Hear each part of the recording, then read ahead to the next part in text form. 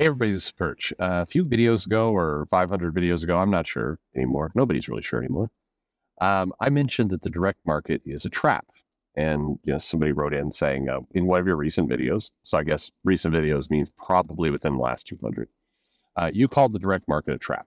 Could you expand on that? In what way is it a trap? And how is it hurting the comic industry? So I will. Now, I'll preface this by saying, I participate in the direct market. I still got some comics coming from the direct market that I fulfill with people. I ran a shop for many, many years. We'll run a shop again. So I anticipate participating in the direct market again in the future.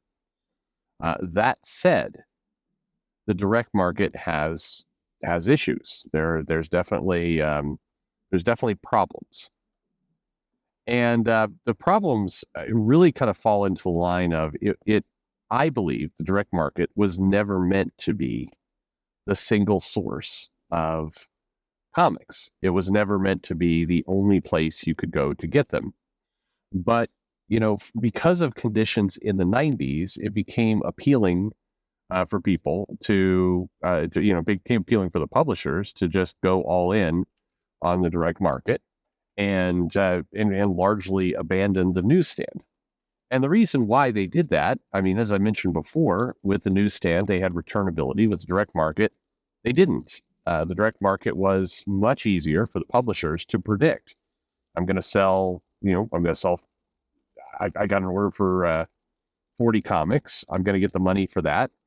And I don't have to worry about, holding money back, in case comics are returned. It gives me control. But the newsstand, and by the way, when a lot of people say comics sold a lot more back in the day, it's true, they did, because there was more channels, more places buying comics. You had grocery stores, gas stations, everywhere else buying comics. But it is a little misleading when you hear numbers thrown around like 6 million copies sold. And it's like, yeah, 6 million copies were sold, but 4 million of those were returned. I'm using an extreme number, but that in some cases, returnability was 2/3 of the line. It could be a lot. And generally, one of the reasons why comics were, first of all, why comics had more ongoing, less limited series is because when you're selling into that market, these big block chains, these stores, grocery stores, gas stations, they weren't looking at the previews catalog like we know it.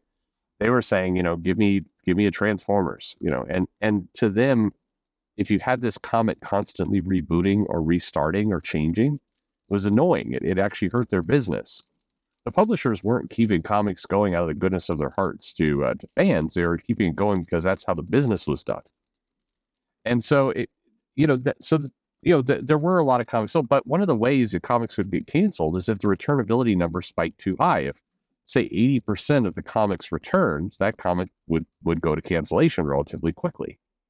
But anyway, the direct market gave a solution to the publishers of not having to deal with returnability. At the time, comics were growing, so the direct market, the retailers were excited about this too. They were excited by the idea that they could take a higher cut. So rather than getting 20%, they could get 40% or what have you. So they would be able to make more money, but in return, they would have to predict how many comics they were going to sell with accuracy because they didn't have that safety net of returnability to fall back on. But a lot of comic shops, when they opened up, were they were fairly precise. Those people who were opening up those shops, they knew what their clientele wanted. They felt like they could accurately predict it, very, very well. And by and large, they did. And so, in the early days, everybody won. The retailers, the direct market got more money. Publishers got more certainty of their business. Everybody wins. But the trap comes in. And by the way, I apologize if there's a little noise in the background. Hopefully not. It's just started to rain, but I'm going to plow through and finish this video anyway. The trap is that the direct market needed the newsstand. It needed those other places in order to thrive. It needed, basically marketing. It needed those comics, people to get hooked on comics before they knew there was a comic shop.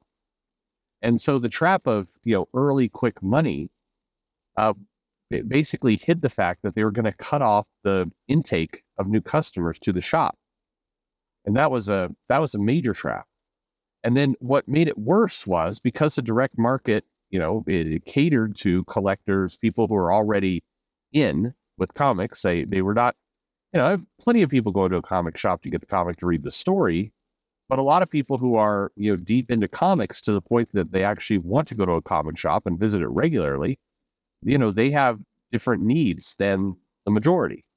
Their needs start to fall into, I want a variant cover by this particular artist. I want this gimmick. I want, they basically start asking, demanding, requesting things that are not at all related to just general comic readership or distribution.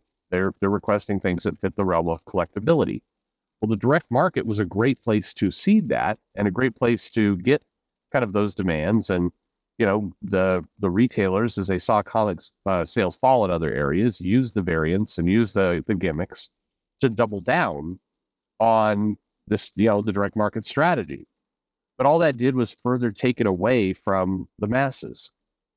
And so, in that regard, I think the direct market has been a trap. It's been a trap for certainly the publishers who, it felt better, it felt easier for their business, but easier sometimes is bad. And I think this is one of the cases where, it definitely has been. By having just kind of one point of sale, by functioning in effect as a B2B to C business, comic publishers became what they call disintermediated from their customers, from the end customers. I need to be more careful with my words here, because the customer to the publisher is not you, the fan, the reader. The customer is the retailer.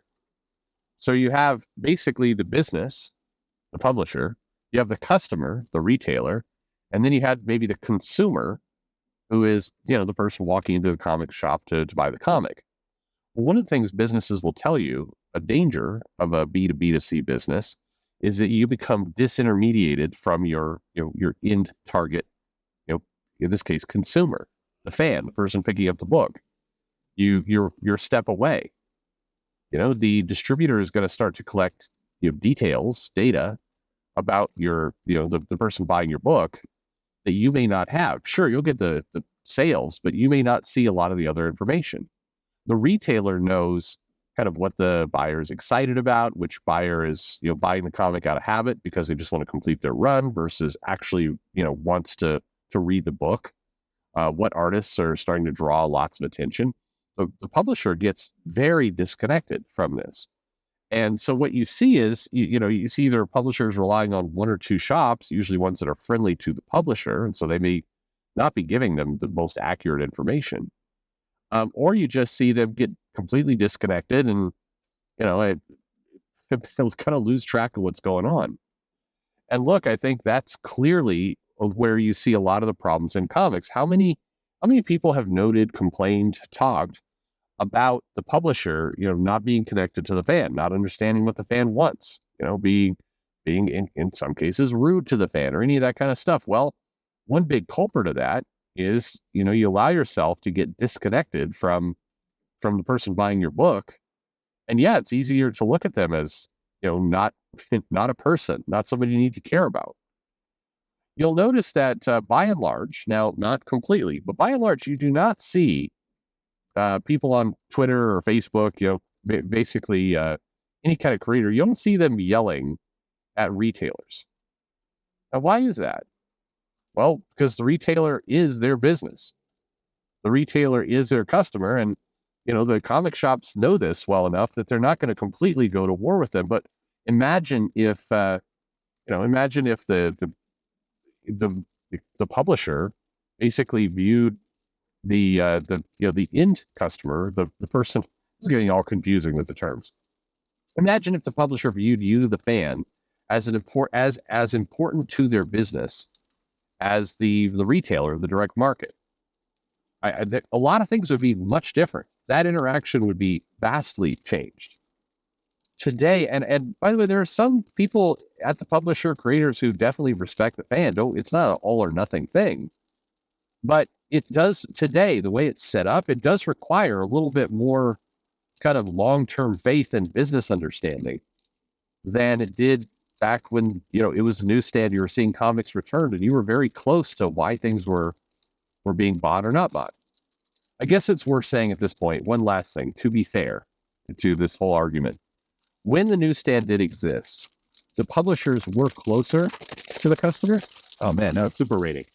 But still, because they were distributing through a big box store, it wasn't as pure as some people made it out to be. So just to be fair.